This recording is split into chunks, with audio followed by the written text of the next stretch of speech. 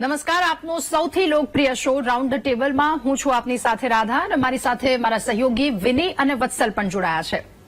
આજે એક વ્યક્તિ વિશેષની સાથે અમારે આપને મુલાકાત કરવી છે.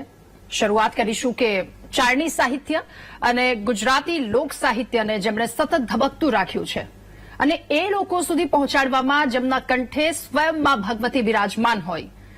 ગુજરાતની વાત કરીએ અને ખાસ કરીને સૌરાષ્ટ્રની એ તમામ વાતો એ લોક સાહિત્યને લોક સુધી પહોંચાડનાર અને સતત તેને જીવંત રાખનાર, ધબકતું રાખનાર. એમના કંઠે આપણે શૌર્ય રસ અને વીર રસનું પાન કર્યું છે, જેઓ આપણા સુધી એ તમામ વસ્તુ પહોંચાડતા હોય. એવા જ બ્રિજરાજદાનભાઈ ગઢવી આજે આપણી સાથે રાઉન્ડ ધ ટેબલમાં જોડાયા છે. બ્રિજરાજદાનભાઈ ગઢવી, આપનું ખૂબ સ્વાગત છે રાઉન્ડ ધ ટેબલમાં. સૌપ્રથમ તો કેમ છો? ઓકે, આપણે ઘણી બધી ચર્ચા કરવી છે, ઘણા બધા વાતો, સવાલો અમે આપને પૂછીશું, પરંતુ શરૂઆત હનુમાન ચાલીસા જે આપના કંઠેથી ગાઓ છો એનાથી બેસ્ટ શરૂઆત તો કદાચ આપણે કોઈ કહી ના શકીએ. તો બે કડી જો અમને સાંભળવા મળી જાય તો ચોક્કસ. તો જય હનુમાન જ્ઞાન ગુણ સાગર, જય કપીશ તિહુ લોક મુજાગર, राम दूत तुलित बल धामा, अंजन पुत्र पवन सुत नामा, महावीर विक्रम बजरंगी, कुमति निवार सुमति के संगी, कंचन वरण विराज शुभेच्छा, कानन कुंडल कुंचित केसा, कानन कुंडल कुंचित केसा. ખૂબ ખૂબ આભાર. શરૂઆત એક ધાર્મિક રીતે અને બહુ જ સરસ રીતે થઈ છે. તો હવે આ શરૂઆતની સાથે આપના સફરની પણ શરૂઆતની વાત કરી લઈએ. આપનું સફર આપણે ક્યાંથી શરૂ કરી હતી અને આપના પિતા જે આપના પિતા એમના દ્વારા જે લોકો સુધી સાહિત્ય પીરસવામાં આવ્યું છે એ ખૂબ જ મર્યાદાથી પીરસવામાં આવ્યું છે અને એ જે તે સમયે તેમના દ્વારા પીરસવામાં આવતું એ મર્યાદાની કલ્પના કરવી પણ ખૂબ વધારે અઘરી. એ રીતનું એ ઢબમાં એ પીરસાતું હતું અને એમની સામે અથવા તો એમની બાજુમાં બેસવું અને શરૂઆત કરવી, આપના એ શું અનુભવો? હું મારા ફાધર સાથે પહેલા વહેલા તો મારી આ ફિલ્ડમાં આવવાની કોઈ ઈચ્છા નહોતી ક્યારેય. હું બહુ સારો એક શ્રોતા હતો, પણ ક્યારેય મેં એવું નહોતું વિચાર્યું કે હું સ્ટેજ ઉપર આવીને ક્યારે પરફોર્મ કરીશ કે આ મારી લાઈફ પ્રોફેશનલ લાઈફ બનશે, એવું મેં ક્યારેય નહોતું વિચારેલું. મારા ફાધરની સાથે હું કાર્યક્રમોમાં ખૂબ જતો, સાથે ખૂબ રહ્યો છું એમના. તો ફાધરની સાથે હોવ એટલે એમના મિત્રો કે એમને કોઈ વધારે ચાહવા વાળા માણસો હોય એ કાયમ એવું કહેતા કે ભાઈને, બ્રિજરાજભાઈને ઘડીક વાર સ્ટેજ ઉપર, એટલે પણ મારા ફાધર એવું કહેતા કે ના ના એ નહીં બોલે એમ. પણ પછી બહુ બધાનો આગ્રહ વધવા માંડ્યો એટલે હું ક્યારેક ક્યારેક મારા ફાધરની સાથે સાથે ફાધર ગાતા હોય ત્યારે હું ગાઈ લઉં, એવું કરતો થોડું ઘણું. તો એમાં ફાધરે મને એકવાર કોઈ કાર્યક્રમમાં અમે હતા અને કીધું કે બ્રિજરાજ આવ ઉપર. એટલે હું નીચે ઓડિયન્સમાં બેઠો ને કઈ કામ હશે તો હું ઉપર ગયો. મને કે હવે મારો દીકરો પણ મારી સાથે એક છંદ ગાશે. હવે એમને તો ના પાડવી કેવી રીતે? અને બેઠો ને બાપ બાજુમાં બેઠો હતો એટલે તો કઈ બીજી અમુક વસ્તુ છે ને, હું પેલા એક ક્લિયર કરી દઉં. ટુકારા, અમુક ટુકારા છે ને બહુ વાલા વ્યક્તિ હોય ને એને ટુકારો થાય. એટલે બાપ કીધો એટલે ઘણાને એમ થાય કે આ તોછડાઈ કરે છે, પણ નહીં. એ એક અંદરની એક ખૂબ વધારે લાગણી હોય ને એને માટે નીકળે. માને કેમ આપણે ઘણી વાર ટુકારો, મમ્મીને ટુકારો કરતા, મમ્મી તું આ દે, મમ્મી તું આ દે. એટલે એમ બાપ માટેનો ટુકારો, એમ મને મારા બાપ માટે, મને મારા ફાધર માટે ખૂબ લાગણી છે. હું જે કંઈ છું એ મારા ફાધર થકી છું. તો મારા ફાધરે મને કીધું કે તું એક છંદ ગા, બાજુમાં બેસાડ્યો. જો મારા ફાધર ન હોત તો કદાચ સામે 15-20 હજારનું ઓડિયન્સ હતું એટલે હું ધ્રુજતો હોત કે હાથ, આપે ઘણા બધા જોયું હશે હાથ ધ્રુજવા માંડે કોક બોલતું હોય તો. પણ મને ધ્રુજારી ન થઈ એનું કારણ છે કે મારા ફાધર બાજુમાં બેઠા હતા અને એનો મારા ખંભા ઉપર હાથ હતો, બાજુમાં બેઠા હતા. તો એટલે મેં ગાઈ નાખ્યું. સાચો ખોટો જે છંદ આવડતો તો એ ગાયો. અને યાદ છે કયો છંદ હતો? હા, એ શિવ તાંડવ હતો. આપણા અહીંયાના એક કવિએ એમ લખેલો છંદ છે, જે રાવણ રચિત છે એ નહીં, બીજું એક શિવ તાંડવ છે.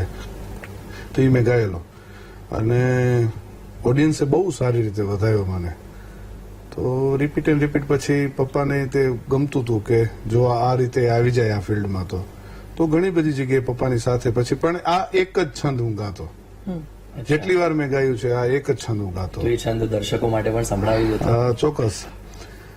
शैल श्रृंग सम विशाल जता झूठ चंद्र भाल गंग की तरंग माल विमल नीर गाजे ए लोचन त्रय लाल लाल चंदन की खोर भाल कुमकुम सिंदूर लाल भ्रकुटे वरसाजे दादिलांग तेज कट दिलांग बाजक कै द्रुग मधुर विष्णु कमर बांधे ए बम बम बम डमरू बाज बम बम बम डमरू बाज बम बम बम डमरू बाज नाच वेद कर सुसाद शंकर महाराज आज तांडव नाचे जीर भोले महाराज आज तांडव नाचे.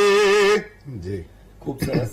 શબ્દો એ છે, કદાચ ખનક બદલાઈ હશે અવાજની જી એ સમયની અને આ સમયની. જી શરૂઆત રાધાએ કરી મર્યાદાથી જી કે લોક સાહિત્યમાં પણ એક મર્યાદા રાખવી તો આવશ્યક છે. જી મર્યાદાની વાત કરીએ, સાથે મંચ કે તમારા મતે મંચની ગરિમા શું, પ્રેક્ષકોની સામે મર્યાદા શું, અને તમે પહેલી વખત જે મંચ પર પગ મૂકેલો અને આજનો એ સમય કેટલો બદલાવ?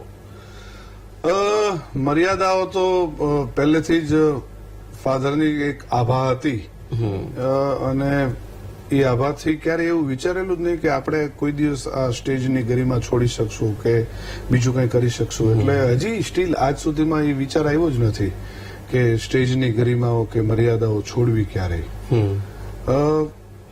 હું સાહિત્ય કરું છું, હું લોકગીતો ગાઉં છું, હું રાસ ગરબા ગાઉં છું, તો રાસ ગરબાનું એક આખું ફિલ્ડ અલગ છે જેમાં આપે ઉભા પરફોર્મ કરવાનું હોય છે કે નવરાત્રીમાં પરફોર્મ કરવાનું હોય છે. તો એ આખી એક વસ્તુ અલગ છે. સાહિત્ય હું જે પીરસું છું માણસોને, તો એમાં મેં ક્યારેય પણ આજ સુધીમાં ક્યારેય કોઈ જાતના એવા અભદ્ર શબ્દો કે જે કદાચ કોઈ એવી વાતો કે જે થી બાળકો કે કોઈ બેન દીકરીઓ સાંભળે અને જેનું ભવિષ્ય ખરાબ થાય એવું મેં ક્યારેય આજ સુધીમાં કોઈ દિવસ કોઈ શબ્દ મેં બોલ્યા નથી એવા. અને ખરેખર બોલવા પણ ન જોઈએ કોઈએ પણ, હું હોઉં કે XYZ કોઈ પણ કલાકાર હોય.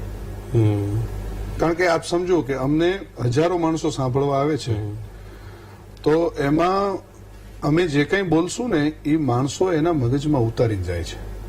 એમાંથી આપ વિચારો કે 10,000 માણસનું ઓડિયન્સ હોય તો એમાંથી 100 માણસ તો અમારી વાતને ઘરે લઈને જતો જ હશે. તો એવી આશા રાખીએ કે ક્યારેય પણ સ્ટેજ ઉપરથી કોઈ એવી વાતો ન કરે. હું તો નથી જ કરતો, પણ કોઈ ન કરવી જોઈએ. અચ્છા દાનભાઈ, સૌપ્રથમ તો લોક સાહિત્ય ભાતીગઢની પરંપરાને આપ વેગ આપી રહ્યા છો, સાથે જ માવજત પણ કરી રહ્યા છો અને તે બદલ ખૂબ ખૂબ અભિનંદન સૌપ્રથમ. અને જે રીતે આપને વારસો મળ્યો છે, મારે થોડુંક ઇતિહાસમાં જવું છે કે આપના પિતાશ્રીને આ વારસો ક્યાંથી મળ્યો? બહુ સરસ આપનો પ્રશ્ન છે. આ દુનિયાને ખબર જ બહુ ઓછાને છે કે આ વારસો ક્યાંથી મળ્યો છે. હકીકતમાં અમારો મોસાળનો વારસો છે આ. મારા ફાધર એટલે આપ બધા એમના નામથી પરિચિત હશો, નારાયણ સ્વામી. તો નારાયણ સ્વામી એ મારા ફાધરના આમ કઝિન મામા થાય, સીધા રિયલ મામા ન થાય, પણ મોસાળ જે છે એ લાંગાવદ્ર શાખાનો અમારામાં ચારણોમાં ગઢવીઓમાં, જેમ હું બોક્ષા છું તો મારા ફાધર છે એ લાંગાવદ્રના ભાણેજ હતા. તો એમના મામા છે એ બહુ જ સારું હાર્મોનિયમ વગાડતા અને બહુ સારું ગાતા પોતે. અને પોતે નારાયણ સ્વામીને હાર્મોનિયમ કોઈ શીખવાડ્યું હોય તો એ મારા ફાધરના સગા મામાએ શીખવાડેલું, અને એ લોકો સગા કાકા દાદાના ભાઈઓ થતા હતા. તો એ વારસો અમને મળ્યો છે. બાકી અમે તો સાવ અલગ એક દુનિયામાંથી આવીએ છીએ. અમને આ તો દૂર દૂર સુધી અમને એવું ક્યારેય નહોતું કે અમે ગાશું કે અમે સાહિત્ય કરશું કે અમે કઈ બોલશું એવું. પણ અમને મોસાળનો વારસો છે. મારા દાદીમાં અત્યારે 90 વર્ષ આસપાસના છે, એ પણ લગ્ન ગીતો અને એટલા કીર્તનો એટલા સરસ ગાય છે કે હજી હું એવી કહું કે એવું હજી કોઈ નહીં ગાઈ શકતું હોય. તો એ અમને મોસાળનો વારસો. અચ્છા, ઈશ્વરદાનજી જે હતા એ કવિ કાગ બાપુને ખૂબ સાંભળતા અને સાથે જ ઝવેરચંદ મેઘાણીની રજૂઆતો એ જયારે પણ કરતા સ્ટેજ ઉપર, ત્યારે રજૂઆતોમાં એમનો ઉલ્લેખ વધારે કરતા, એમની વાર્તાઓનો ઉલ્લેખ કરતા. તો કોઈ એકાદ કડી કે કોઈ તમને કોઈ કહાની એવી યાદ હોય અને કદાચ કહી શકાય કે તમારી સૌથી ફેવરેટ? ઓહો, એ તો બહુ બધું છે. મને મારા ફાધર કોઈ પણ વાત અમસ્તી વાત કરતા તોય મને એટલી વાલી લાગતી. પણ ઝવેરચંદ મેઘાણી અને દુલાભાઈ કાગ, દુલા કાગની એક વાત બહુ સારી છે. મારા ફાધર તો ખૂબ સાંભળતા કાગબાપુને. આમ એમને શોર્ટ ફોર્મમાં કાગબાપુ બધા કહેતા, કાં તો ભગત બાપુ કહેતા. તો કાગબાપુની બહુ બધી વાતો છે, બહુ બધા. એક આપે દુહો જો કોઈ એક સાંભળ્યો હોય તો આપે બહુ સાંભળેલો હશે, પણ એ કાગબાપુનો લખેલો છે મા માટેનો. મોઢે બોલું માં ત્યાં મને સાચે જ નાનપણ સાંભળે, પછી મોટપની મજા મને કડવી લાગે કાગડા. આ કાગબાપુનો લખેલો દુહો છે. ઝવેરચંદ મેઘાણી ખૂબ આપ્યું દુનિયાને, ખૂબ આપ્યું. એમાં બંનેની એક, આપે બંનેનું નામ લીધું તો બંનેની એક વાત હું આપને કરું કે ઝવેરચંદ મેઘાણી અને દુલ્લો કાગ એ એક નેહડામાં મહેમાન હતા. ખજૂરીનો નેહ જે કહેવાય છે ગીરમાં, એ ખજૂરીના નેહના મહેમાન હતા. અને એમાં ઝવેરચંદ મેઘાણી દુલ્લા કાગને એવું કહે છે કે આપ ચારણો છો એ વ્યક્તિ પ્રશસ્તિ કરો છો, વ્યક્તિના વખાણ કરો છો, તો એ ન કરવું જોઈએ. એટલે હજી કાગબાપુ કોઈ જવાબ આપે ન આપે, બંનેના હાથમાં દૂધની તાહળી હતી અને ત્યાં હાવજની રાડ સંભળાણી. હાવજ હુઈકો ઈ સંભળાણો.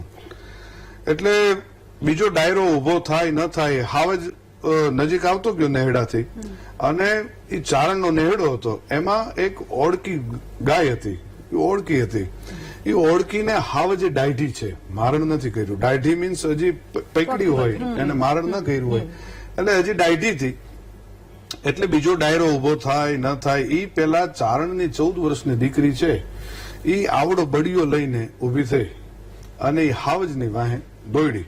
પોતાની ગાય હતી એટલે એ હાવજની વાહે દોડી. તો હાવજને જ્યાંથી દાઢી હતી એ હાવજને માથા ઉપર એને ઘા કર્યો, એટલે હાવજના કપાળમાંથી લોહી નીકળ્યું અને એ મારણ એને મૂકી દીધું. ત્યાંથી હાવજ નીકળી જાય છે. આ નજરે જોયેલું ગીત ઝવેરચંદ મેઘાણીએ આખે આખું ગીત, ચારણ કન્યા નામનું ગીત, આપણે બધા ભણ્યા હશું, બધાને લગભગ વગાવ્યું હશે. ચારણ કન્યા નામનું ગીત. 14 વર્ષની ચારણ કન્યા, બાળી ભોળી ચારણ કન્યા, જગદંબાસી ચારણ કન્યા, ડાંગ ઉઠાવે ચારણ કન્યા. આ આખું જ ગીત ઝવેરચંદ મેઘાણીએ લખ્યું. અને પછી દુલ્લા કાગ બાજુમાં બેઠા છે, એટલે દુલ્લા કાગને કીધું બાપુ આ ગીત જોઉં તો મેં કેવું લખ્યું, અત્યારે નજરે જોયેલું ગીત મારીથી લખાઈ ગયું. એટલે દુલ્લા કાગે જોયું, આખું ગીત વાંચ્યું. સિંહણ તારો ભડવીર ભાઈગો, રણમેલીને કાયર ભાઈગો, મોટો વીર મુછાડો ભાઈગો, ફટ ભૂંડા એક નાનકડી છોડીથી ભાઈગો. આ બધું જ વાંચ્યું, પહેલેથી છેલ્લે સુધીની આખી જ કવિતા વાંચી. એટલે કવિતા પાછી આપી દીધી.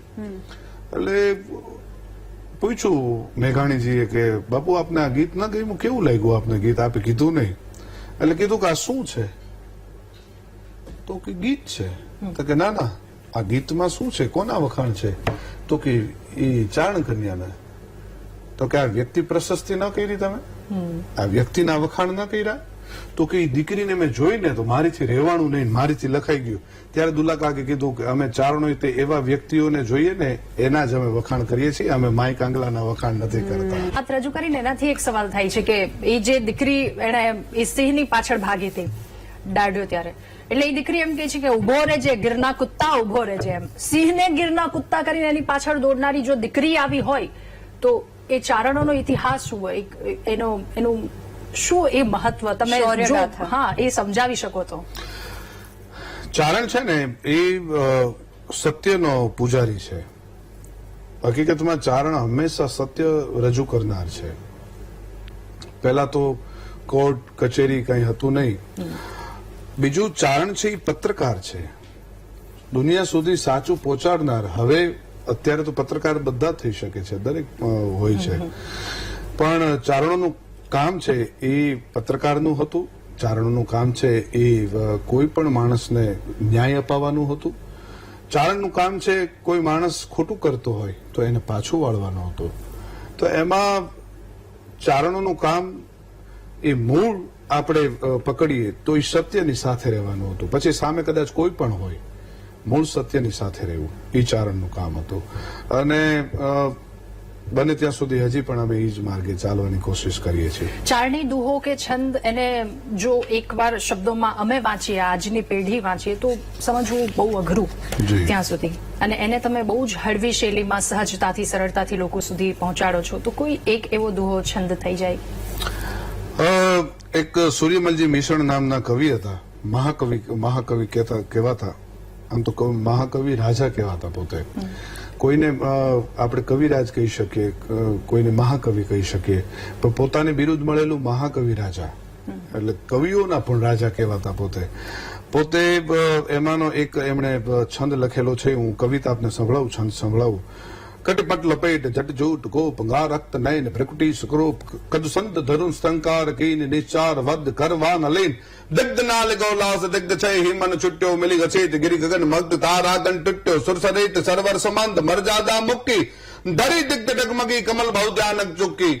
અમે એવું કહીએ છીએ કે, અને ઘણા બધા એવું કહે છે, જે સાહિત્યકારો છે, જે શ્રેષ્ઠ સાહિત્યકારો છે, ઘણા બધા સાહિત્યકારો છે જે રજૂ કરવા વાળા છે, એ એવું કહે છે કે ચારણી સાહિત્ય એવું સાહિત્ય છે, અમુક છંદો એવા છંદો છે કે જેને બોલી તો ન શકાય, પણ કદાચ આપને પેપરમાં લખીને આપ્યો હોય તો એને વાંચી પણ ન શકાય.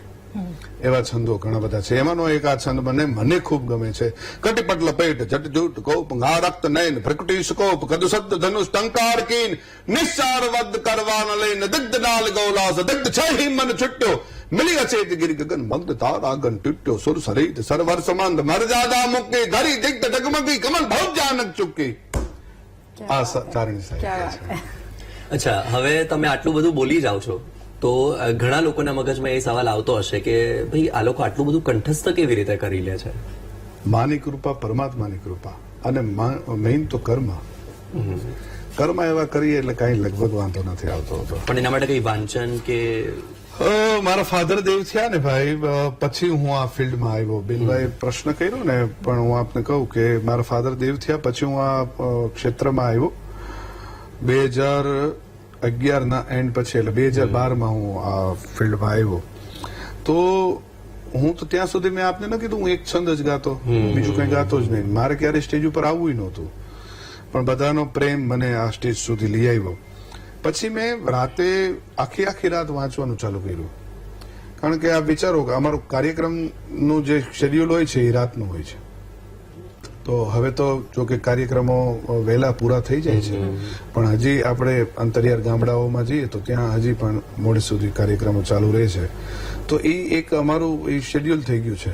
તો હવે એનાથી બહાર નથી નીકળી શકાતું. તો હું હજી પણ 2012 થી લઈને આજ સુધી રાતે 12 વાગે ઘણીવાર વાંચવા બેસી જાઉં તો સવારે 4 વાગ્યા સુધી 5 વાગ્યા સુધી વાંચન કરતો હોઉં છું, કાં મારા ફાધરને હું સાંભળતો હોઉં છું. એ બધું આ બહાર લઈ આવી શકાય છે, જે વાંચન કરેલું છે કે ફાધરને સાંભળેલા છે. તમે કહ્યું કે ચારણ એક પત્રકાર છે કે જે દુનિયા સામે સત્ય પહોંચાડે છે. તો આજે તો એક મંચ પર 4 પત્રકાર છે, 3 હતા અને ચારણ. તો આજના એપિસોડમાં દુનિયાને ઘણું બધું જાણ્યું અજાણ્યું સત્ય જાણવા મળશે એવો પણ આપણે પ્રયત્ન કરીએ. ચોક્કસ. તો પહેલા તો તમે એ કહો કે તમને એવું લાગે છે કે અત્યારે વર્તમાન સમયની અંદર, આમ તો સામાન્ય રીતે શું છે કે ભાઈ કલાકારોનું એક જ લક્ષ્ય હોય કે ભાઈ જે કલા છે એ લોકો સુધી પહોંચાડે અને જે આ કલા છે તેના વારસાને જીવંત ધબકતો રાખે. અત્યારે વર્તમાન સમયમાં એવું થઈ રહ્યું છે કે પ્રસિદ્ધિની ભૂખ માટે કે એ ભૂખ સંતોષવા માટે કલાકારોમાં કોઈક આંતરિક ખેંચતાણ ચાલી રહી છે કે કોઈ ચરસી? હા, ચોક્કસ. આ જવાબ દીધા પહેલા હું એ કહી દઉં, ચારણ કોઈ જ્ઞાતિ નથી, ચારણ છે તત્વ છે. એટલે મેં આપને કીધું કે સત્ય સુધી, દુનિયા સુધી સત્ય પહોંચાડનાર એ કદાચ પછી 18 વર્ણમાંથી કોઈ પણ જ્ઞાતિનો હોય, એ ચારણ છે, એક તત્વ છે. એટલે એ બધા જ, એટલે અત્યારે આપણે ચારેય જો સત્ય પહોંચાડી શકાય તો ચારેય ચારણો કહેવાય. હવે હું આપના વાતનો જવાબ દઉં. છીછરું છે ને ભાઈ, એ જલ્દી દુનિયા સુધી પહોંચે. કોઈ એવી ખરાબ વાત હોય ને તો આપ પણ બધા વાતો મૂકતા જશો અને આપ પણ દુનિયા સુધીના સમાચારો પહોંચાડતા હશો.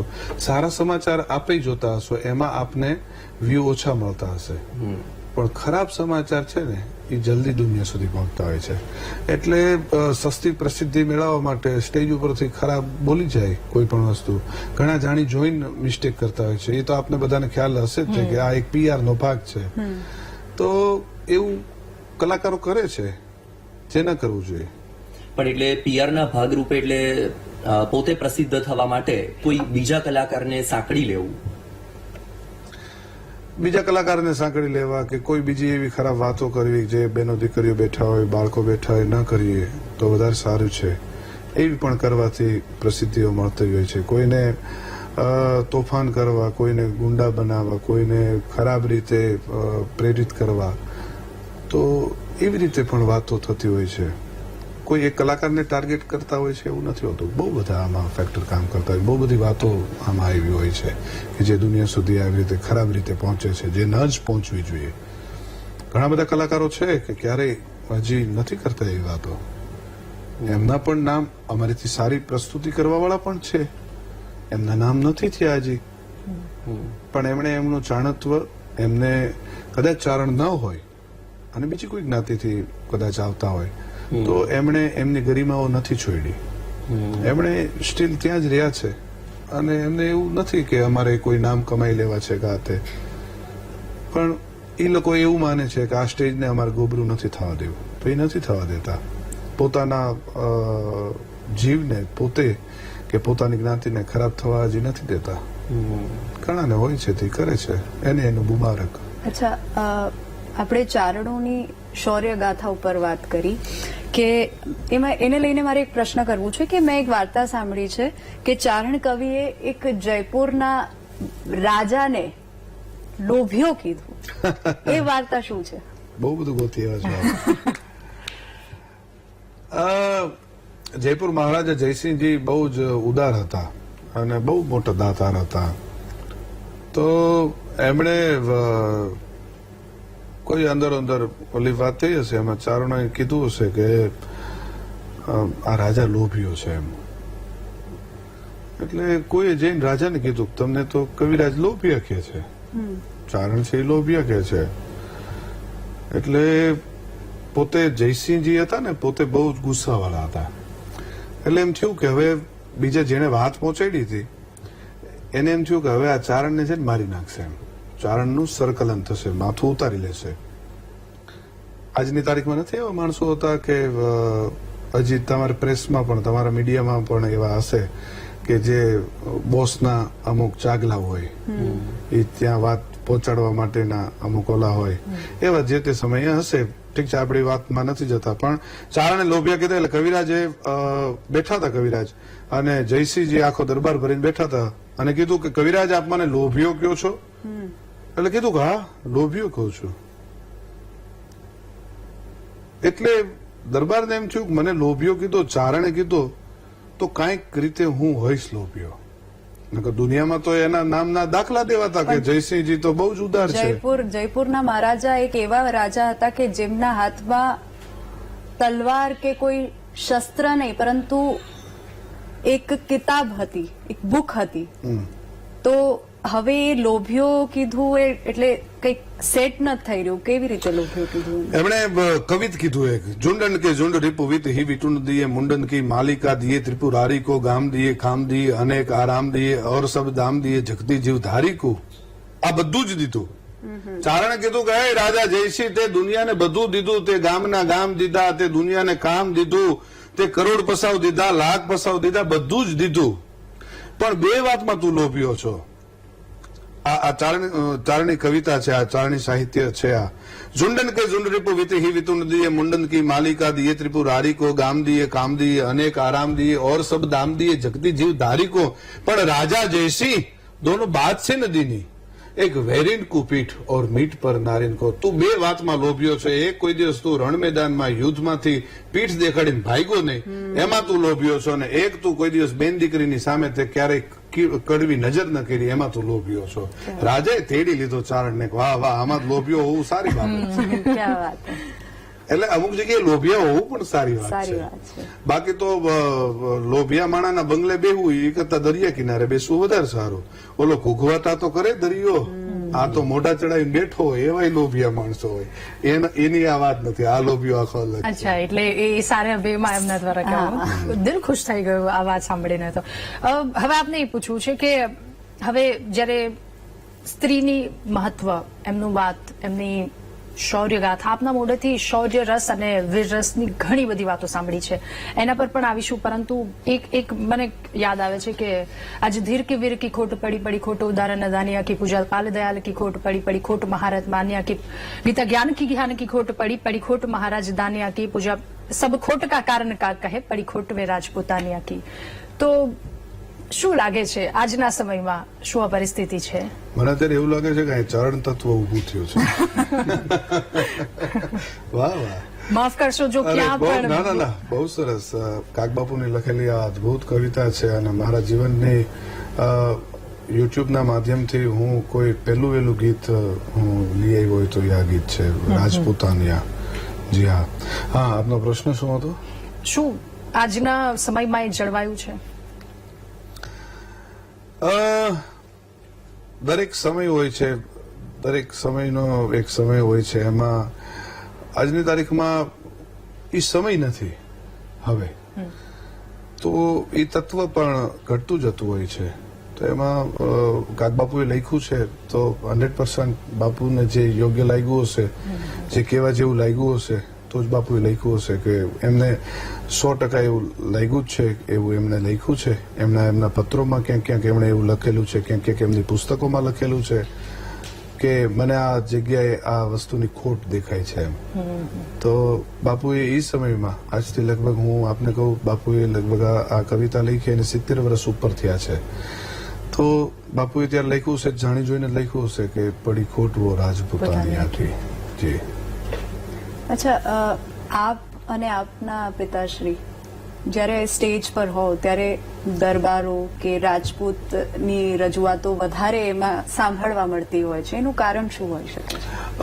એનું કારણ કોઈ જ્ઞાતિ માટેનો કોઈ પક્ષપાત કે કોઈ નકરું એવી વાત ન હોય, પણ એની પાછળનું વિરસ જયારે પીરસવાની વાત આવે તો એમાં તો આપણે આમાં 4 બેઠા છીએ તો 4 કોઈ અલગ અલગ જ્ઞાતિથી કદાચ આપણે બિલોંગ કરતા હશો તો પણ જે વોરિયર્સ છે, જે યોદ્ધાઓ છે, તો એ ક્ષત્રિયોમાં સૌથી વધારે છે.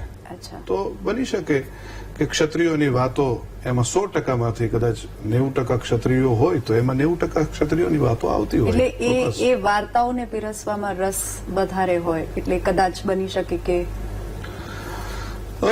રસ વધારે કરતા તે એ વાતો દુનિયા સુધી ચારણોએ, કવિઓએ, બારોટોએ એ દુનિયા સુધી પહોંચાડી છે. અને ક્ષત્રિયો ડાયરાઓ કરતા કે ક્ષત્રિયો આ વાતો સાંભળવા ખૂબ જ ઉત્સુક હતા. તો આ ક્ષત્રિયોને વાતો, એમના પૂર્વજોની વાતો એ ચારણોએ કરી હોય એટલે કદાચ એનો રેશિયો થોડો વધારે હોય. કારણ કે આપ બધા જ અહીંયા બેઠા છો, આપણા ગુજરાતમાં ક્ષત્રિય યોદ્ધાઓ સિવાયની આપને પણ આપ મને 10 નામ ગણાવો તો કદાચ નહીં ગણાવી શકો. ગુજરાતના જેવા 10 યોદ્ધાઓના નામ ગણાવો જે ક્ષત્રિયો નહોતા તો એ નામ સર્ચ કરવા, ગોતવા એ અઘરા પડે. અને ક્ષત્રિયાણી તો એ તત્વ ઓછું થયું હોય પણ તત્વ સાવ સમાઈ ન જાય. આજની તારીખમાં પણ એવું તત્વ હોય જ, દરેક જગ્યાએ હોય. ચાણત્વ પણ કેમ અત્યારે જીવતું છે, અમે જીવતું રાખવાની કોશિશ કરીએ છીએ. એ સમય આખો અલગ હતો તો ત્યારના ચારણો અને એ સમયની વસ્તુ અલગ હતી. અત્યારનો સમય, અત્યારનું જીવન, એની શૈલી આખી અલગ છે. તો રાજપૂતાણીઓ પણ આજની તારીખમાં એ રીતે જીવવાવાળા હોય જ પણ એ દુનિયા સુધી ના આવતું હોય એવું બની શકે. બિલકુલ. અને રાજપૂતાણી અને ક્ષત્રિયાણી જેમ એમને જોઈએ ને તો એક મર્યાદા આવી જાય કે નહીં, હવે અહીંયા આ જગ્યા પર આનાથી આગળ નહીં વધાય. એમના પહેરવેશથી, એમની ભાષા, વાતો, આ બધી જ વસ્તુથી. તમને હવે બીજો એક સવાલ એ પૂછવો છે કે તમારા પિતાને મેં ઘણા સાંભળ્યા છે યુટ્યુબના માધ્યમથી, એ ડાયરાઓ, એટલે એ જે માન, મર્યાદા, મોભો બહુ જ સાંભળ્યું છે અને એમના દ્વારા જે વાતો રજૂ કરવામાં આવતી હતી. શું ક્યારેય તમે સ્ટેજ પર આવ્યા અને પ્રેશર ફીલ થયું કે બાપનું નામ આટલું મોટું છે તો એના ઉપર આંચ ના આવવી જોઈએ? ક્યારે એવું પ્રેશર આવ્યું કે કોઈ દ્વારા ગમે એવા નિવેદન આપી દેવામાં આવે પણ મારે મારા શબ્દોમાં મર્યાદા રાખવી પડશે, કેમ કે મારી રગમાં કોનું લોહી દોડે છે, મારો વારસો શું છે? એ તો આપે જોયો જ છે, મને જોયો હશે થોડો ઘણો કદાચ ક્યાંક ને ક્યાંક કે હું ક્યારેય મારી સ્ટેજની ગરિમા હું ક્યારેય નથી ચૂક્યો અને હું ચૂકીશ પણ નહીં. કોઈ પણ ગમે એવા કંઈ પણ કરી લે પણ હું નથી ચૂકવાનો, એ પાક્કી વાત છે.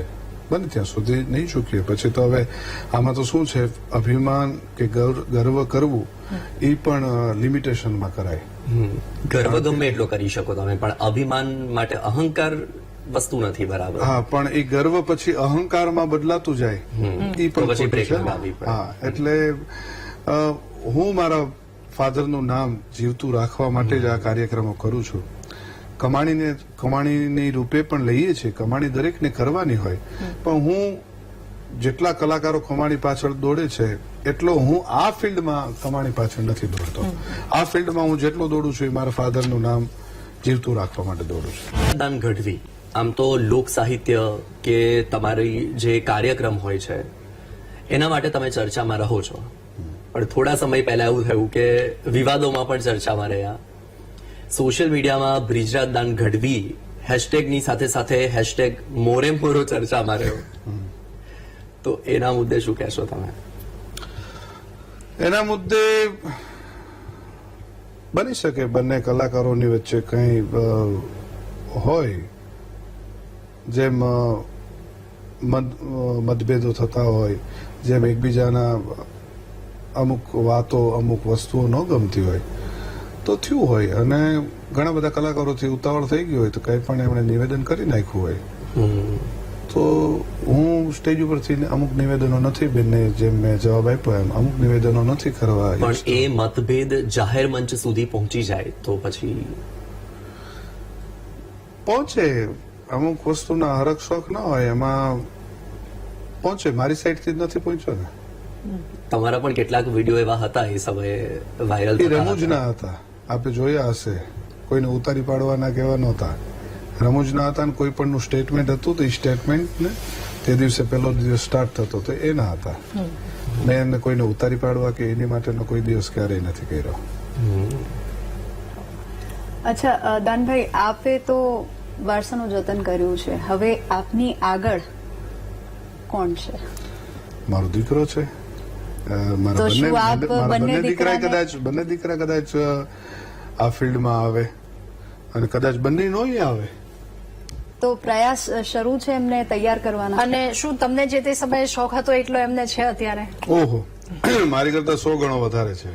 મારો મોટો દીકરો છે, મુરારી નામ છે એનું, અને પોતે 13 વર્ષમાં, હજી 13મા વર્ષમાં એને પ્રારંભ કર્યો છે, પોતે વધાર્યા છે. અને એ 3 વર્ષનો હતો ત્યારથી શિવાજીનો આરડું ગાય છે ને ત્યારથી સુપંખરોય ગાય છે, જેને અત્યારે આપ બધા સપાખરા કહો છો, એ સપાખરા ત્યારથી પણ એ ગાય છે. તો આજ સુધી 2025 ચાલે છે એનો, 2011 ને 16 ડિસેમ્બરે એનો જન્મ થયો છે. તો 13 વર્ષમાં મેં એને ક્યારેય એવું નથી કીધું કે આ વસ્તુ આ ગવાય, આમ ગવાય, આમ ગવાય, આમ ગવાય. એની રીતે એમાં ને એમાં મૈથો હોય છે. બહુ સારું હાર્મોનિયમ વગાડે છે, બહુ સારું પિયાનો પ્લેયર છે, બહુ સારા તબલા વગાડે છે, બહુ સારું ગાવાની કોશિશ કરે છે, વાતો રજૂ કરવાની કોશિશ કરે છે. એની રીતે એ ખૂબ એમાં ને એમાં રેચો પેચો રહે છે. પણ મેં હજી આજ સુધી ક્યારેય એને એવું નથી કીધું કે આમ કરવાય, આમ કરાય, આમ કરાય નહીં. ના, મેં શીખવાડ્યું પણ નથી. અચ્છા, આજ સુધી મેં એને કોઈ વસ્તુ શીખવાડી પણ નથી. અને હું તો એવું જ ઈચ્છું છું કે હજી સ્ટેજ ઉપર ન આવે. એ જયારે સ્ટેજ ઉપર આવે એ 20 વર્ષ પછી આવે, 21 વર્ષ એની એજ થાય પછી આવે. અચ્છા, જ્યારે તમારું બાળપણ હતું ત્યારે, એટલે થોડુંક તો અમે રિસર્ચ કરીને જ આવ્યા છીએ, પણ મારે એ વાર્તા સાંભળવી છે કે જ્યારે તમે નાના હતા અને જ્યારે આપના પિતાશ્રી આપને કહેતા કે ભાઈ આ વાર્તા વાંચ, કે આ હું વાંચી રહ્યો છું, કે તમને સંભળાવતા, તો તમને કદાચ એટલું બધું રસ નહોતો, તો એ કેવી રીતે પ્રિપેરેશન કરતા હતા ડાયરાની પહેલા, અને વાંચન એમનું કેવું હતું એના વિશે જણાવો. હું આપને સેજ કરેક્ટ કરી દઉં કે હું સાંભળવા તો ખૂબ આતુર રહેતો મારા ફાધરને, મને એવું નહોતું કે મારા ફાધરને કે કોઈ હું સાંભળું નહીં. મારા ફાધર તો હું આપને કહું, મારા ફાધરનો બોડીગાર્ડ હું હતો, મારા ફાધરનો ડ્રાઈવર હું હતો, મારા ફાધરનો પટ્ટાવાળો હું હતો, પિયુન કહેતા હોય તો પટ્ટાવાળો હું હતો, મારા ફાધરનો હું બધું જ હું હતો. તો દુનિયાએ જે સાંભળ્યા છે મારા ફાધરને એની કરતા મેં અનેક ગણા વધારે મારા ફાધરને સાંભળ્યા છે. મારી પાસે હજી સ્ટીલ આજ સુધી મારા ફાધરનું 100 કલાકનું રેકોર્ડિંગ એવું મારી પાસે છે જે દુનિયાની હજી સમક્ષ આવ્યું જ નથી. અચ્છા. જે 100 કલાકની એવી વાતો છે મારી પાસે કે દુનિયા સુધી જ નથી આવી. તો મારા ફાધરને હું ખૂબ ચાહતો હતો અને જ્યાં સુધી મારામાં જીવ હશે ત્યાં સુધી હું મારા ફાધરને ચાહતો હોઈશ અને મને સાંભળવું ખૂબ જ ગમે છે. તો મારા ફાધર વાંચન કરતા તો એવી રીતે કરતા, આપનો જે પ્રશ્ન છે, પોતે વાંચવા માટે કોઈ પણ બુક લે તો આપણે કોઈ બુક લઈએ તો એ 100 પાનાની હોય, 200 પાનાની હોય, 400 પાનાની હોય. તો મેં મારા ફાધરને એવી રીતે જોયા છે. એમને વાંચનનો ગજબ શોખ હતો. પોતે બેઠા હોય અને એકવાર એ બુક ચાલુ કરી, પુસ્તકને વાંચવાનું ચાલુ કર્યું, પછી એ પુસ્તક જ્યાં સુધી પૂરું ન થાય ત્યાં સુધી પોતે નો સુવા જતા, નો જમવા બેસતા, નહીં બીજું ત્રીજું કાંઈ જ નહીં. એક જ પુસ્તકમાં અને એમાં એવું ઓળઘોળ થઈને રહેતા. અને આપ આટલી બધી વાતો અને બધું જે સાંભળો છો, એક જ બેઠકમાં એક પુસ્તક આખું, એ 400 પેજનું હોય તો પણ અને 100 પેજનું હોય તો પણ કે 50 પેજનું હોય તો પણ એ પુસ્તક ઊભું કરીને જ એ ઊભા થતા. મારા ઘરે આજની તારીખમાં, હું ભાવનગર જ્યાં રહું છું ત્યાં આખો રૂમ ભરાઈને, જેટલી દિવાલોમાં જેટલા અમે લાઇબ્રેરી જેમ પેલા કર્યા છે કબાટો, તો એમાં આખા બધા પુસ્તકોથી ભરેલા છે. તો દુનિયાભરના પુસ્તકો, જે અપ્રાપ્ય પુસ્તકો છે, દુનિયા સુધી હવે લગભગ બહુ ઓછી જગ્યાએ હશે એવા પુસ્તકો મારી પાસે છે જે મારા ફાધરે ખૂબ વાંચ્યા છે. અને હું તો બેન એવું કહું છું કે જો હું મારા ફાધરના 5%માં મારી પાસે સાહિત્ય આવી જાય, જે અત્યારના કલાકારો પાસે 0.01% નથી, પણ જો 5% આવી જાય ને તોય તે મને એવું લાગશે કે હું દુનિયાનો શ્રેષ્ઠ લોક સાહિત્ય કે ચારણી સાહિત્ય પ્રસ્તુત કરવા વાળો હોઈશ, કે મારી પાસે સાહિત્ય હશે એમ. એટલું મારા ફાધર પાસે. અચ્છા, એમને આ ક્ષેત્રમાં એક ટ્રેડમાર્ક ઉભો કર્યો કહી શકાય આપણે, તો કઈ નવાઈની વાત નથી. કારણ કે જે રીતે એ રજૂઆતો કરતા, એમાં પોતાની રીતે શબ્દોનો ઉપયોગ કરીને એ વાર્તાને કેવી રીતે ઢાળીને લોકો સુધી રજૂ કરતા હતા. તો શું આપે એમાંથી શું શીખ્યા? મારા ફાધર એક છે ને, હું આપને કહું, કોઈ પણ વસ્તુની કોપી કરી શકાય. જે અત્યારે નવા કલાકારો જેટલા બને છે એ બધા કોપી પેસ્ટ જ છે. એમને કોઈને આપ પછી ઈ છંદ, ઈ દુહો બોલ્યા પછીનો એનો અર્થ ને આ બધું કરાવો તો લગભગ ને ના આવડે. 2-5% હશે જે કરી શકતા હશે, પણ બધા કોપી પેસ્ટ વાળા લગભગ વધારે છે, રેશિયો એનો વધારે છે. તો મારા ફાધર પાસેથી કે જે કોઈ જે કાંઈ રજૂ કરે, દરેક સિચ્યુએશન એક તો નથી હોતી. બિલકુલ. સિચ્યુએશન તો દરેક જગ્યાએ, દરેક ઓડિયન્સ, પ્રેક્ષકો બધે અલગ અલગ હોય છે. તો મારા ફાધરને અમે સાંભળીને વાતો ગ્રહણ કરી, કે વાંચન કરીને વાતો ગ્રહણ કરી, પણ મારા ફાધરે જે વાત જે જગ્યાએ મૂકી હોય એ આખું એટમોસ્ફિયર, એ વાતાવરણ જોઈને એ મૂકી હોય. તો એ જે સૂઝબૂઝ એમના પાસે હતી એ તો લોહીમાં આવી હોય તો આવે, એનું કોઈ કોપી પેસ્ટ ના થાય. તો મારા ફાધર પાસેથી વાતો ખૂબ સાંભળી, કેવી રીતે રજૂઆત કરાય, કઈ વાત, કયો છંદ કેમ ગવાય, કેમ બોલાય, કેમ મુકાય, એ બધું શીખો. મારા ફાધર સાથે હું જેટલું રહ્યો છું એ હું ઓડિયન્સને એક પરખવાની, દરેક પાસે એક પેલી હોય, એમાં મને એટલું મળ્યું કે મારા ફાધરની હું સાથે રહેતો હતો ને તો ઓડિયન્સ પરખતા હું શીખી ગયો કે આ ઓડિયન્સને શું જોતું છે. તો એ બધું હું મારા ફાધર પાસેથી ખૂબ શીખો છું અને મને મળ્યું છે. ટચવુડ, પરમાત્મા મારીથી આગળ મારો દીકરો મારો સવાયો થાય, અને આગળ મારો કૃષ્ણાદિત્ય, મારો બીજો દીકરો છે, એ પણ સંગીતને ખૂબ પ્રેમ કરે છે. જો કે અત્યારે હજી ગાતો કે એવું કઈ નથી, પણ એ ખૂબ પ્રેમ કરે છે. તો બની શકે કે એ કલાકાર બને અને એ નોય બને. બની શકે મુરારી કલાકાર બને કે કદાચ પછી એને એમ થાય કે ના ના આ ફિલ્ડમાં મને બધું આવડે છે પણ મારે સારું શ્રોતા થઈને રહેવું છે તો અચ્છા, એ જો કદાચ ન પણ એન્ટર એક થાય. ટૂંકમાં તમારે કહેવું હોય કે એ સમયના લોક સાહિત્યકાર અને અત્યારે જે બધા આવી રહ્યા છે એમાં કોઈ તફાવત તમે બતાવી હોય તો એમાં તફાવત કે એ સમયે લોકો વાંચન કરતા, રિસર્ચ કરતા અને પછી સ્ટેજ પર આવીને રજૂ કરતા, અને કદાચ અત્યારે યુટ્યુબ પરથી જોઈ લીધું કે નવા જે કલાકારો આવી રહ્યા છે એ જે રીતે પ્રિપેરેશન કરતા હોય છે, હું કોઈની પ્રિપેરેશન ઉપર સવાલ નથી ઉઠાવતી, પણ એક ડિફરન્સ ઉભો થઈ જાય સમયના પ્રમાણે. આમાં કેવું હોય બેન કે આપ કોઈ પણ જગ્યાએ જ્યારે બોલવા જતા હો તો હકીકતમાં આપની પાસે એટલી પ્રિપરેશન હોવી જોઈએ કે આપની પાસે એટલું વાંચન હોવું જોઈએ કે આપે કદાચ કોઈ સિનિયર કલાકારને એટલા સાંભળ્યા હોય તો એ જગ્યા ઉપર જઈને એમના વિશે આપણે બોલી શકવા જોઈએ.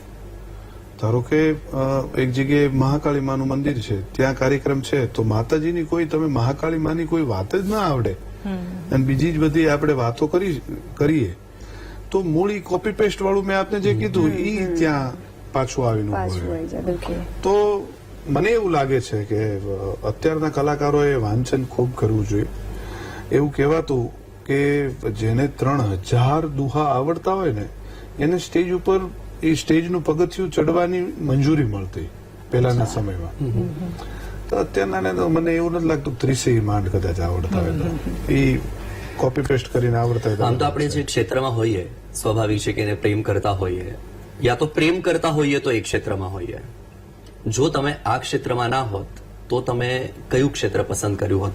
અને અત્યારે ક્યારેક એવું થઈ જાય આ ફ્રસ્ટ્રેશનમાં, કદાચ સમયનો અભાવ હોય, ક્યારેક બીઝી સ્કેડ્યુઅલ હોય, તો એવું થાય કે અચ્છા ના કરતા તો કંઈક આ કર્યું હોત તો ના, એવું નથી થતું મને ક્યારેય કે આ ફિલ્ડમાં હું ન હોત તો સારું હતું, એવું તો નથી થતું. પણ હું આ ફિલ્ડમાં ન હોત તો હું કોઈ ધંધાના જ ફિલ્ડમાં હોત, હું કોઈ બિઝનેસ કરતો હોત કે એવું જ હોત. હવે કયા ફિલ્ડનું હોત એ તો પરમાત્મા જયારે કદાચ એવું કઈ ઉભું કર્યું હોત તો હોત. હજી પણ હું આની સાથે સાથે કંઈક નાનું નાનું કામ કરી લઉં છું. અચ્છા, ઓકે, આપણે સૌ કોઈ ઓપરેશન સિંદૂર જોયું, આખા દેશના જવાનો પર ગર્વ થયો. હવે એને અમે જો રજૂ કરીએ અથવા તો બોલવાની વાત હોય તો અમે કહીએ કે નથી ખબર, અમારે પંથ શિયાફત ખડી છે, બસ ખબર છે એટલી કે માતની હાકલ પડી છે. તો આ શૌર્ય રસને જો તમે પીરસો તો કેવી રીતે પીરસો? પહેલા તો હું આપને એમ કહું કે યુદ્ધ છે ને, આ ઓપરેશન સિંદૂર બહુ અતિ મોટી વાત છે, બહુ સારી વાત છે. આપણા યોદ્ધાઓએ આપણા ત્રણેય પાંખે બહુ જ સારું એમણે આ કાર્ય કર્યું છે.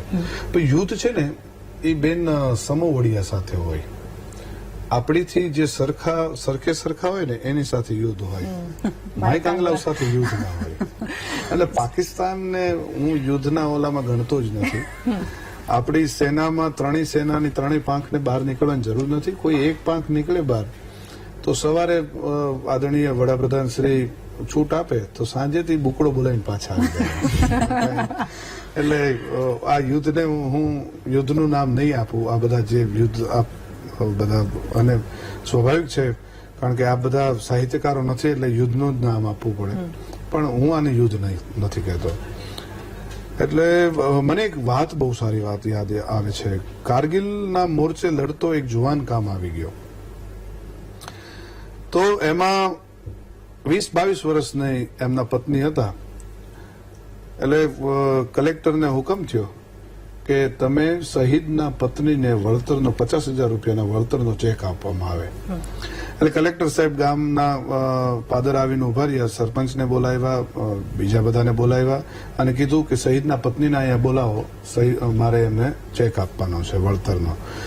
એટલે બધાએ કીધું કે હમણાં જ હજી શહીદ થયા છે અને દીકરી દુખાણા છે તો આપણે અહીંયા ન બોલાવાય, આપણે ઘર સુધી જવું પડે.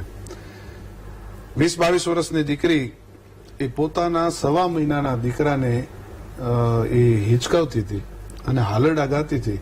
ખબર પડી કે કલેક્ટર સાહેબ આવ્યા એટલે યોગ્ય આસન આપ્યું. સાહેબ બેઠા છે, બીજા બધા બેઠા છે અને સાહેબે વાતની શરૂઆત કરી કે આપના પતિએ એ મા ભૌમ માટે, આ દેશ માટે જે અમર અક્ષરે જેમનું નામ લખાઈ ગયું છે, પોતાનું બલિદાન આપી દીધું છે, પણ અમે એમને પાછો લાવી શકીએ એમ નથી. પણ એમનું નામ છે એ અમર અક્ષરે, શહીદીમાં એમનું અમર અક્ષરે નામ લખાઈ ગયું છે. પણ હવે મને સરકાર તરફથી હુકમ છે કે મને આપને 50,000 રૂપિયાનો વળતરનો ચેક આપવામાં આવે. એટલે જે દીકરી, જે પત્ની, જે ખૂબ સરસ રીતે પોતાને ગર્વ થતો હતો કે હું એક દુહો છે પરણતા મેં પરખ્યો એની મૂછા તણી હણી, હું મરદ માણસને પૈણી છું એનું મને ગૌરવ થાય છે. એ જે પોતાના ધણીના પરાક્રમની વાત સાંભળતી હતી, એમાં જઈને મોજના તોરા છૂટતા હતા, એ જ સાહેબે જયારે એવું કીધું કે હું 50,000નો વળતરનો ચેક આપવા માટે આવ્યો છું, એટલે સાહેબના હાથમાંથી ચેક લઈ લીધો અને ચેક લઈને કીધું કે સાહેબ, મારો દીકરો જયારે, મારો ધણી જયારે યુદ્ધમાં લડવા માટે ગયો ત્યારે આ મારો દીકરો, હું જેને હિંચકાવું છું ને, એ 1.5 મહિનાનો અત્યારે આ છે. એ મારા પેટમાં હતો. મારે ત્યારે સમા દિવસો જતા હતા, સારા દિવસો જતા હતા. પોતાના બાપને, એના બાપને ખબર હતી કે મારે સમા દિવસો જાય છે, સારા દિવસો જાય છે, પણ પોતે, એના બાપે પોતાના દીકરાનું મોઢું નથી જોયું, દીકરાએ પોતાના બાપનું મોઢું નથી જોયું. એ દીકરો અમારો આ જયારે 18 વર્ષનો થશે ને, ત્યારે હું એને મારા મોટો કરીને હું પાછો ભારતીય ફોજમાં એને હું ભરતી કરાવીશ. અને પછી જો પાકિસ્તાન અને હિન્દુસ્તાન વચ્ચે જો યુદ્ધ થાય તો મારો દીકરો જેથી એના 50 સૈનિકને મારી નાખે ને, તેથી એના બાપના લોહીનું વળતર મેળવું કહેવાય. તારે 50,000 ઉપડીથી વળતર ન મળે. 50 કટકા કરીને હાથમાં સાહેબને પાછા આપ્યા ચેકના. એટલે મને એવું લાગે છે ઓપરેશન સિંદૂરમાં એ જે ક્ષત્રિયાણી હતી ને, એનો દીકરો પાછો 18 વર્ષનો થઈ ગયો હશે ને, એ પાછો યુદ્ધમાં એ આમાં જયારે એ કોઈ સૈનિક થઈને ગયો હશે અને ત્યાંના 50 ને મારી નાખ્યા હશે. એ ઓપરેશન સિંદૂર છે. અચ્છા, જ્યારે આપના પિતાશ્રી દેવ પામ્યા ત્યારે છેલ્લી ઘડીએ એમને તમારી સાથે એક વાત કરી હતી અને તમારા ખભે હાથ મૂકીને કીધું કે જે રીતે, જે વટથી હું જીવ્યો છું તે જ રીતે તું જીવે. અને એ ક્ષણે આપના મનમાં શું વિચારો આવતા હતા અને આપ કેવી રીતે અત્યારે બી જો યાદ કરો એ ક્ષણને તો કેવી રીતે જુઓ છો? બસ એ જ ઓલે કે ફાધરે મારું બાવડું પકડ્યું હતું અને મારા ખંભે હાથ મૂકેલો અને કીધું તું તારો બાપ જે વટથી જીવો છે ને એ જ વટથી જીવજે. એટલે મારા ફાધરે ક્યારે ખોટું નથી કર્યું, કોઈનું ચીટિંગ નથી કરી, કાંઈ નથી કર્યું. તો એ મારા ફાધરના રસ્તે ચાલવાની હું કોશિશ કરું છું કે મારે બસ એ જ વટ એટલે કોઈની સામે તમે કોલર ઊંચા કરીને ચાલો એ વટ નહીં, પણ કોઈ બેન દીકરીની સામે કુદ્રષ્ટિ ન કરવી, કોઈનું ખોટું થતું હોય તો એ ખોટું થતું અટકાવવું, એને ઘણા બધા વટ હોય છે. તો એ વટથી જીવવાની હું કોશિશ કરું છું. અને મને મારા ફાધરની એ છેલ્લી એક ક્ષણ નહીં, મને દરેક ક્ષણ યાદ છે મારા ફાધર સાથે મેં વિતાવેલી. જ્યારથી હું સમજણો થયો અને મારી યાદશક્તિમાં જે જે વસ્તુ આવવી જોઈએ બધી જ યાદ છે મને. અને બસ એ જ યાદો ઉપર હું જીવું છું. મારો દીકરો મુરારી, મેં આપને કીધું ને, મારો દીકરો મારા ફાધર દેવ થયા ને ત્યારે 9 દિવસનો હતો. તો મને એવું લાગે છે કે પરમાત્મા જ્યારે તમારી પાસેથી કોઈ વસ્તુ લઈ લેવાનો હોય ને તો બીજી તમને વસ્તુ આપતો જતો હોય છે. તો અમને આખા જ પરિવારને અમને જીવવાનો જો કોઈ ટેકો મળ્યો હોય કે જેના થકી શક્તિ મળી હોય તો એ અમારો દીકરો છે મુરારી.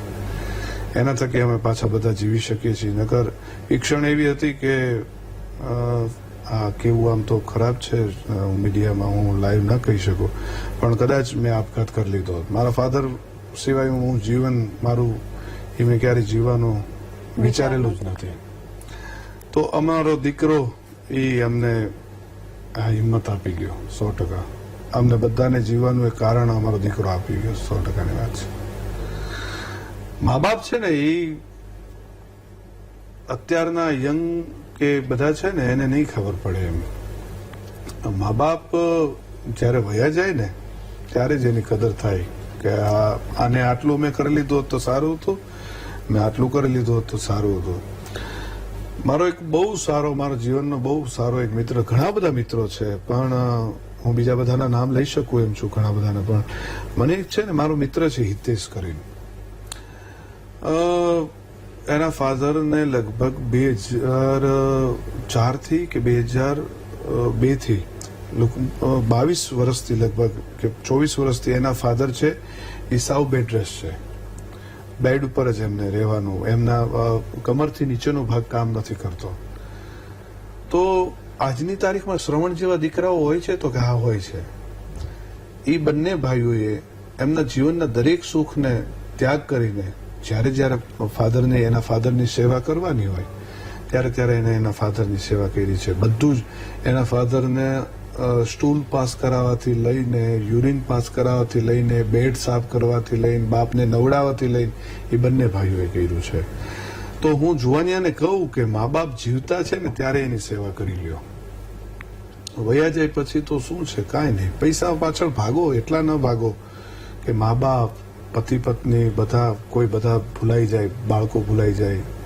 હમણાં જ એક ભાઈ મને મળ્યા હતા, એના દીકરા પાછળ 9 વર્ષનો એનો દીકરો છે અને એ પેલી કાર્ટમાંથી પડી ગયો, પેલી ગોલ્ફની કાર આવે એમાંથી પડી ગયો. તો એ લોકો 26 જણાનું કુટુંબ સાથે રહે છે.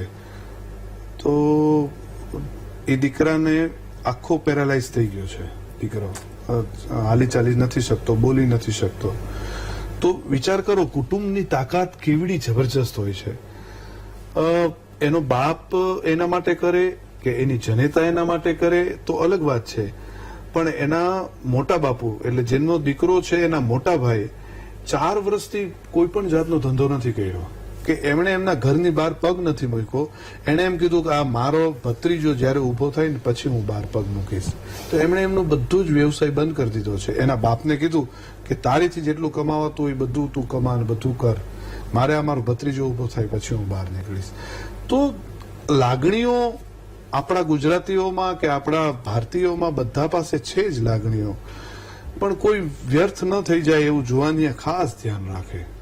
રાજદાનભાઈ, જ્યારે તમે સ્ક્રીન પર હોવ ત્યારે શૌર્યની વાત ન હોય, વીરરસનું પાન ન કરાવો તો ક્યાંક ઉણપ લાગે, ક્યાંક ખોટ લાગે.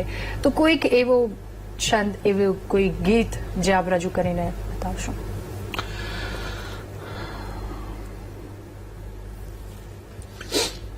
ઘણા બધા ગીતો છે, ઘણી બધી વાતો છે, પણ મને દાદ બાપુનું એક ગીત બહુ જ ગમતું ગીત છે.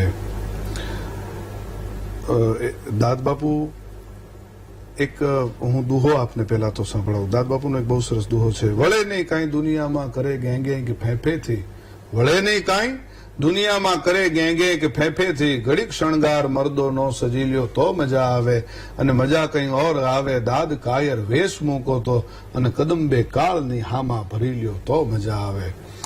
એમનું એક ગીત છે, બહુ સરસ ગીત છે, મને ખૂબ ગમતું ગીત છે. એ પણ મારે સંભળાવવું છે. એક કાગબાપુનું ગીત છે, એ બહુ સરસ છે, પણ દુનિયા સુધી જે પહોંચ્યું છે હમણાં આપે જે ગયું ને એ હું આપને સંભળાવી દઉં. निज पोत सोते बाल पारने में रघुनाथ के गायन गावती थी, कहीं ज्ञान गीता समझावती थी, भाई मौत का साव भुलावती थी. घर अंबिका थी रण कालिका थी, सोई हिंद की राज पुतानिया थी. घर अंबिका थी रण कालिका थी, सोई हिंद की राज पुतानिया थी, सोई हिंद की राज पुतानिया थी. जी क्या बात. તમે બાપ દીકરાના સંબંધની બહુ સરસ વાત કરી. તો હું એવું ઈચ્છું છું કે તમે એક એવી રચના કે જે આપણે દરેક બાપ દીકરાના સંબંધને ડેડિકેટ કરી શકીએ. મને એક જીવનનો બહુ ગમતો દુહો છે બાપ માટેનો. મારા સમજણ મુજબ મેં જેટલા દુહાઓ બાપને રિલેટેડ વાંચ્યા છે એમાં મને આ દુહો શ્રેષ્ઠ લાગે છે કે ચમરબંધીની ચણેલ હોય એ પાયામાંથી પડે. આપ ખૂબ ધનવાન હો તો 10 કરોડ 25 કરોડ 50 કરોડ 200 કરોડનો કદાચ બંગલો બનાવો, પરમાત્મા એને ધારે ને એટલે એક ક્ષણમાં એક ચપટી વાગે ને એટલી વારમાં પાડી દે. ચમરબંધીની ચણેલ હોય એ પાયામાંથી પડે, 90 વર્ષે નડે બાપની ખોટ બાલિયા. 90 વર્ષનો બાપ હોય ને, ખાટલે પડ્યો હોય ને તો અંદરથી હૂફ હોય આપણને કે મારો બાપ બેઠો છે, કોની તાકાત છે મારી સામે આંખ ઊંચી કરીને જોઈ શકે ખોટી રીતે. એટલે મને ખૂબ ગમતું હતું છે. બાપ મારા ફાધર,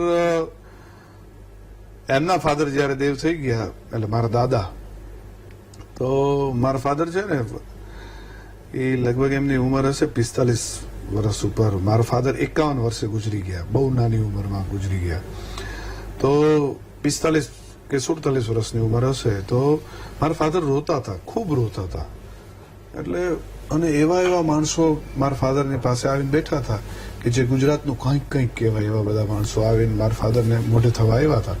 એટલે મેં મારા ફાધરને કીધું કે પપ્પા, આ દુનિયા એવી છે, આટલો બધા માણસો આવ્યું છે, ખરાબ લાગે, આપને ન રોવું એમ. એટલે હું થોડોક અવિવેક કરી ગયો હતો કે બાપને એમ કહું ખરાબ લાગે, ન રોવો, એને બધી જ સમજણ હોય, પણ ત્યારે લાગણીવશ થઈને મારીથી એવું કહેવાય ગયું. એટલે મારા ફાધરે એટલું કીધું, ખાલી એક જ વાક્યમાં જવાબ દીધો કે તને આજ નહીં સમજાય, તારો બાપ નહીં હોય ને ત્યારે તને સમજાશે. મને આજ સમજાય છે. અને એ એક દિવસ થઈ મારા ફાધર ગયા ત્યાંથી મને આજ સુધી સમજાય છે કે જો બાપ હોય તો શું હોય એમ. એટલે બાપની તાકાત આખી અલગ વાત છે. એ ગરીબ હોય કે રૂપિયાવાળો હોય, એ આખી વસ્તુ જ અલગ છે. કોઈ રૂપિયા કે કઈ મેટર જ નથી કરતું. મા બાપની હૂંફ છે ને, એ ક્યારેય પણ મા બાપ વયા ગયા પછી નથી મળતી. હું કાયમ કહું છું પરમાત્માને કે મારા જેટલા જન્મ બાકી હોય એમાં જનેતા તરીકે મારી મા જનક બા મને આપજે, અને બાપ તરીકે મારો બાપ ઈશ્વરદાને જ આપજે. મને બીજું કોઈ જોતું જ નથી. મને કોઈના બીજા કોઈના ખોળે મારો જન્મ જોતો નથી. જેટલા જન્મ વૈધા હોય બસ એમના ખોળામાં જ આપજે. તો લોક સાહિત્યકારની એક પરિભાષા કે શાલ ઓઢો ને જબો પહેરો એટલે તમે લોક સાહિત્યકાર બની જાઓ, તો કે કલાથી આમ તો લોક સાહિત્યકાર ઓળખાય, પરંતુ આ વાતને તમે કેવી રીતે જુઓ છો? કોઈ એવી ઇવેન્ટ હોય, કોઈ એવું કલ્ચરલ શો હોય, એમાં જબ્બો કે સાલ નાખીને જવું એવું જરૂરી છે. કદાચ ટૂંકમાં એ એક શું કહેવાય એને સ્પેશિયલી તો આપણે અત્યારે બધા બહુ બધા યુઝ કરતા હોય છે, કહીએ છીએ પણ ઓઠે નથી આવતો. ડ્રેસ કોડ હોય, યસ, તો એ ડ્રેસ કોડ હોય તો એમાં પહેરીને જઈએ તો જરૂરી હોય, જરૂર છે, જવું જોઈએ. પણ હું નથી માનતો આ બાબતોને કોઈને. હું તો પેન્ટ શર્ટ પહેરીને જાઉં છું. એટલે કોઈ એવી મર્યાદા કે ભાઈ એવું નથી હોતું ને કે સ્ટેજ પર તમે જાઓ, એક કલાકાર છો તો કલાકારને એક જબ્બો જ પહેરવો જોઈએ કે? ના, આપને ક્યાં આ બધામાં જે કોઈ પ્રેસ રિપોર્ટરો હોય કે જે ન્યૂઝ રીડરો હોય એમનામાં એવું હોય નથી હોતું ને, લગભગ નથી હોતું. હું જ્યાં સુધી સમજુ ત્યાં સુધી એક પેન્ટ શર્ટ પહેરીને કે પેન્ટ ટી શર્ટ પહેરીને કે પણ વેલ ડ્રેસઅપ હોવું જોઈએ. તો એમાં યસ, હું એવું નથી માનતો કે કોઈ પણ કલાકાર હોય એને જબ્બો પહેરવો જોઈએ, સાલ હોવી જ જોઈએ. ના, મારા ફાધર પણ નહોતા માનતા. મારા ફાધર બંધગળાનો પહેલે ભાઈએ જેમ જોધપુરી પહેર્યો છે, તો એમ મારા ફાધર પણ જોધપુરી પહેરતા, સફારી પહેરતા. બસ તમારું માપો પડવું જોઈએ, એવું ક્યારેક જવું જોઈએ. બિલકુલ.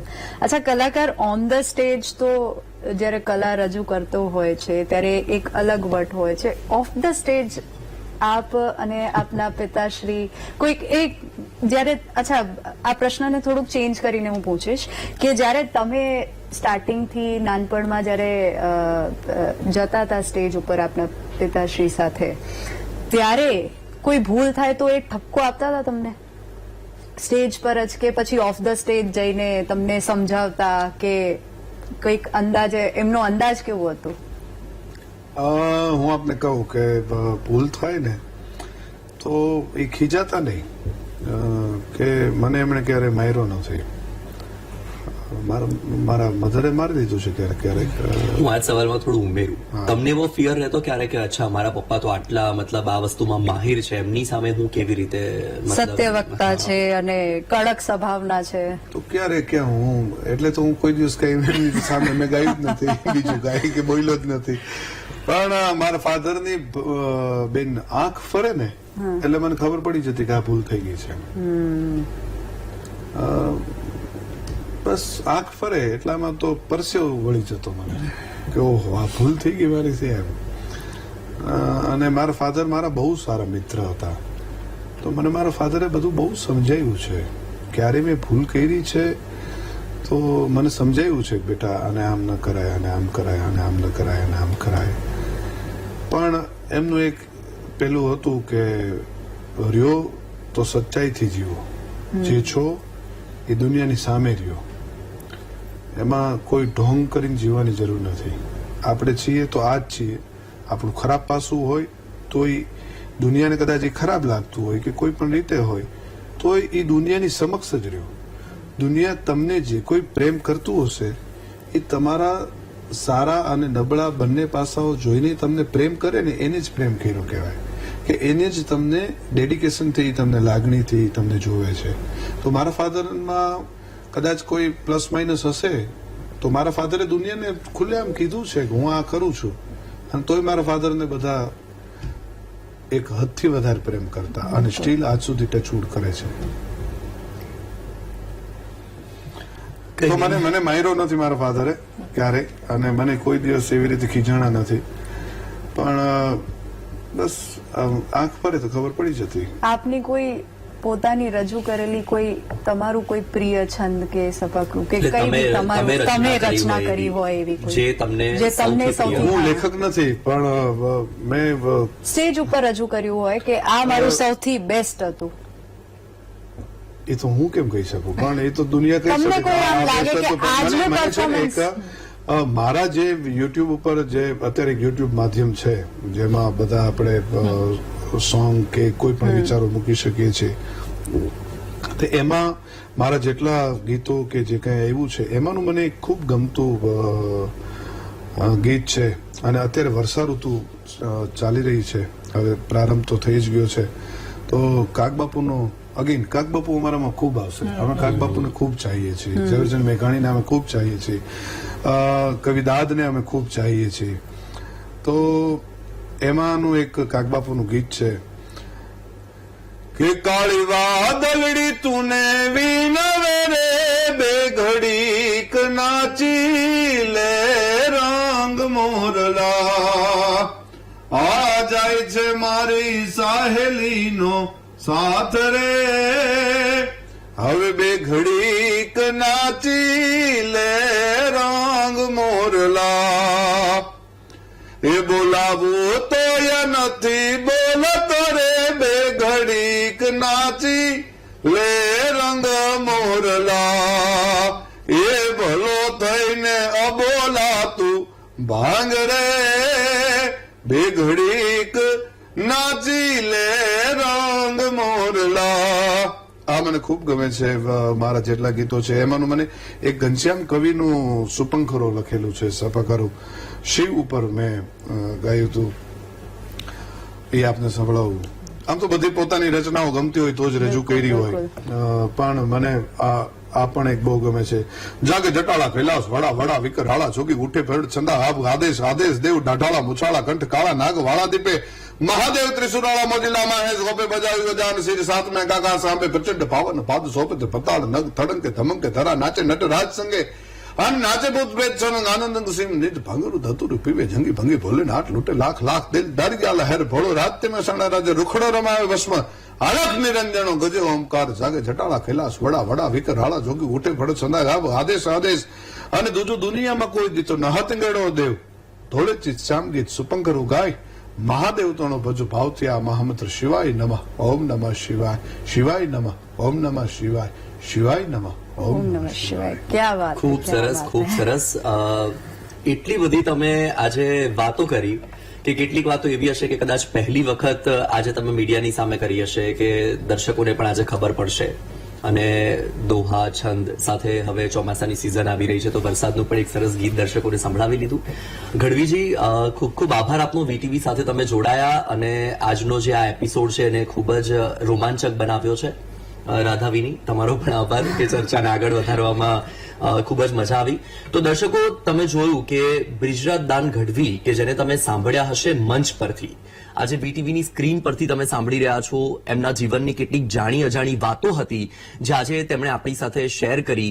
સાથે જ તેમના જીવનનો પહેલો જ અનુભવ હતો કે મંચ પર પગ મૂક્યો ત્યારે કેવું ફીલ થયું, અને ત્યારથી લઈને અત્યારે મંચ પર જાય છે ત્યારે કેટલો બદલાવ આવ્યો છે લોક સાહિત્યને લઈને, જે કલાકારો છે તેમનામાં કેટલો બદલાવ આવ્યો છે, એ તમામ વાતો કરી. સાથે દોહા સંભળાવ્યા, છંદ સંભળાવ્યા, ગીતો પણ સંભળાવ્યા. આશા રાખું છું કે તમને ખૂબ જ મજા પડી હશે. આજના એપિસોડમાં બસ આટલું જ. ફરીથી મળીશું અન્ય પ્રતિભાશાળી વ્યક્તિત્વ સાથે. અમને આપશો રજા. નમસ્કાર.